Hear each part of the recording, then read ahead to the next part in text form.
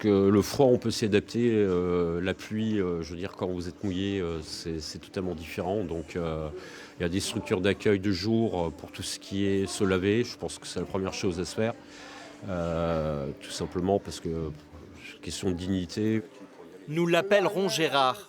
La cinquantaine, il vit depuis 8 mois dans la rue, sans solution question hébergement. J'ai du mal à comprendre comment fonctionnent les priorisations du 115. Je l'ai fait pendant quelques temps. J'ai décidé d'arrêter parce que je pense que c'est du provisoire qui ne correspond pas à ce dont j'ai besoin.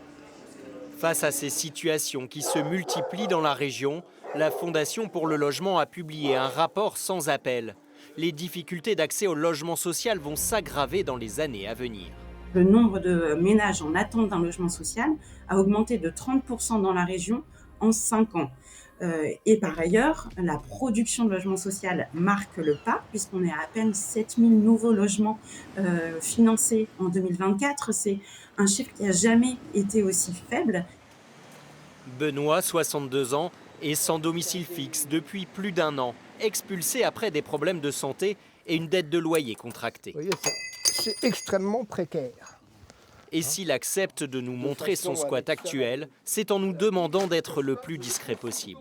Le gros problème quand vous êtes comme ça à la rue et que vous êtes dans un squat ou même à l'extérieur, c'est qu'on vous vole le peu que vous avez.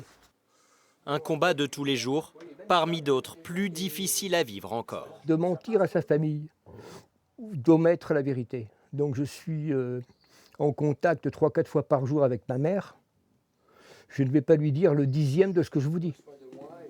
Et s'il ne passe que le strict minimum de temps dans ce local, cet ancien sapeur-pompier garde espoir en des jours meilleurs. Je n'ai pas envie, moi, de me retrouver dans des lieux de vie avec des personnes qui sont alcoolisées ou sous dépendance ou qui ont des problèmes psy, où je serai encore plus en danger que si je suis tout seul. Moi, on m'a promis d'ici 1 mois, voire au maximum 2 mois, que j'aurai une solution.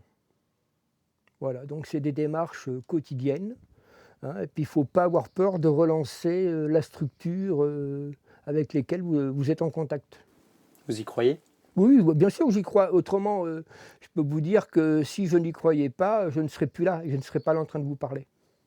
Dans les Hauts-de-France, plus de 3800 personnes en quête d'un hébergement appellent le 115 sans se voir proposer de solution, dont un millier d'enfants.